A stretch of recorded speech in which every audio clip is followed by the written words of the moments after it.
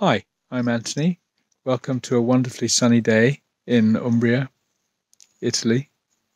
So still you can see a speck of dust floating in the air. And I want to tell you a little bit about why I do this work, really. What is it that's so magnetic and compelling about it?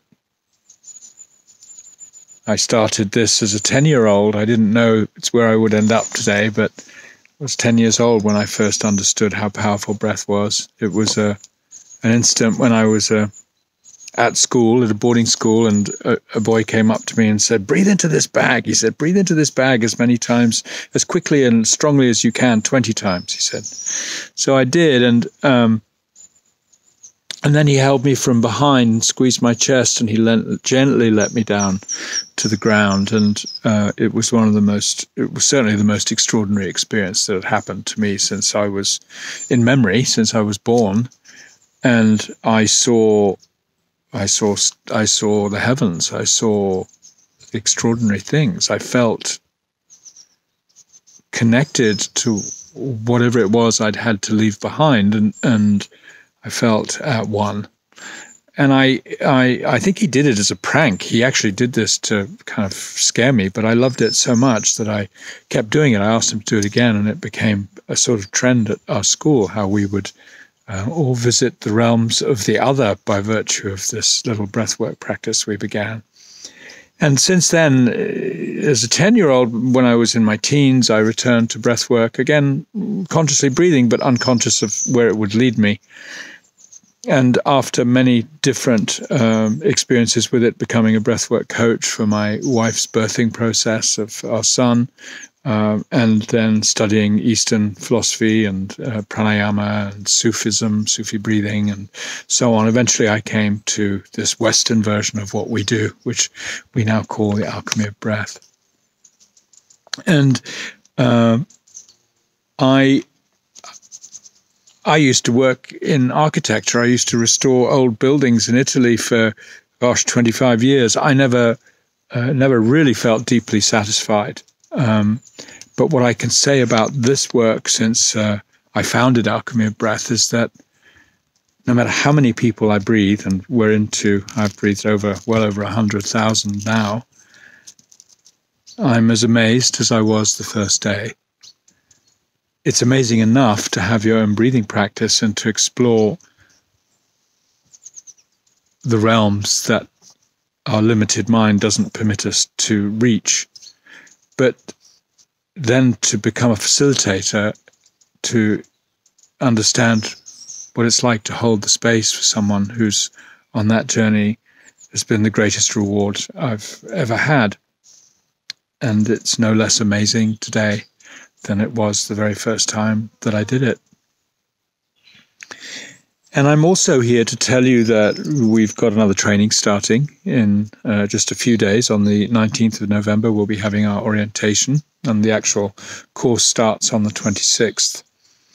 And for those of you who don't really know much about the training and how it works, there are some fundamental things that we do differently that have been developed as a result of studying with masters of this craft, of this work, and selecting what I believe to be the most pertinent and powerful aspects of different teachings, including those outside the world of breathwork, study of miracles, hypnotherapy, many other elements of philosophy that I've studied over the years, psychology, Jungian mostly, and have brought them together in this alchemy of breath. The first fundamental is that in order to become a facilitator, you need to be able to do your own inner work. You need to be committed to your own opening, your own inner journey of defragmenting. In other words, picking up those parts of our broken self and bringing them back into wholeness again. And breathwork is really a non-analytical approach to our healing process. It's a quick, sometimes instant way to bring into harmony that which is dissonant. And we've designed this course to be absorbed over an extended period of time. We don't really want to train you in a week or a month intensive and then have you forget most of what you've heard. We also want you to learn experientially. We don't want you to be given a bunch of theory and then to repeat it. What's really important is that as a facilitator, you are you. And what's notable about the Alchemy of Breath facilitators is that they're all different. They've all brought their own skills, their own life journey, and really the overcoming of their greatest challenge, which has transformed into the gift that they offer. So someone who's been an addict might choose to work with addicts. Someone who's had problems with weight might work with people who have the same problem. So whatever your pathway is, whatever it was in your life that might have happened to you that changed your behavior, limited your scope of vision or possibility, is really where we want to work. And so a large part of this journey is an inner one, where we ask you to reflect on the earlier stages of your life and what might have happened that changed your behavior. And look at the options, look at your core beliefs, look at whatever your greatest weakness was or the greatest wound that you've had, and what would it look like to really bring that back into wholeness.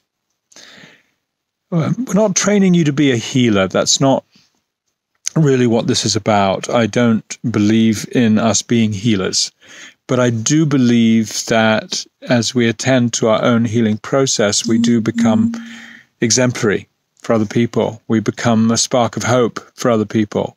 And by virtue of the training that we do, you can lead. You can lead those who look to you. They're possibly already looking to you now, but perhaps you don't notice. I love the idea of you experiencing all kinds of breath work. In fact, we really want you to study with more than just me. That's what I did, and that's how I've created Alchemy of Breath, is by incorporating all the different aspects, the most important and significant ones, to this practice. So when you come back to me again, we can then draw your varied experiences into a context that's really molded around who you are. And that means your passion, your challenges, and your strengths. So that's just a little insight into how I feel about this training, and that's why I'm passionate about it. Of course, some of you know it ends with Breath Camp, this wonderful experience of us gathering together and meeting each other and meeting old alumni and brand new students who are welcome as well. And then really bringing this work to the public, really perfecting our craft. And in a word, what this journey is really about is presence. It's about what do I need to actually unlearn? What do I need to remove from my perception in order to be able to be in presence? And do you know what that feels like when you, if you're in a room and someone walks in and that person is present? There's kind of a glow around them. It's notable. It's obvious. It's attractive. We're drawn to people who are present. And the journey we make is very much about that, about learning to trust that actually who we are is enough. It might not be to everyone's liking, but it's enough. And there are a lot of people out there who don't know that. By virtue of you becoming it, by virtue of working with your confidence levels to bring them into their fullness, to bring you into the richness of who you are, embracing all those parts that we might have discarded or hidden from. That's really what presence is. Because if I'm stuck behind a trauma or a behavioral pattern that's a way I've used to cope with trauma, then I can't really be here. And there are lots of layers to the onion. It never really ends. It's not like we ever get fully trained. But what we can do is we can develop the muscle to hold all parts of ourself. And that way we can be in presence with all parts of the world around us. Oh, if you're called, if you feel any call, you are. Listen, notice, and if you want to be guided on this journey, supported by myself and our Masters of Breath, we also have mentors in each class. We've got a wonderful, an amazing support system for you. If that appeals to you, please check us out more deeply. Join us for our Q&A on Monday. That's 9 a.m. UK time. And know that our orientation class is on the 19th of November, and actual classes start 26th. So please do join us if you'd like to. Blessings.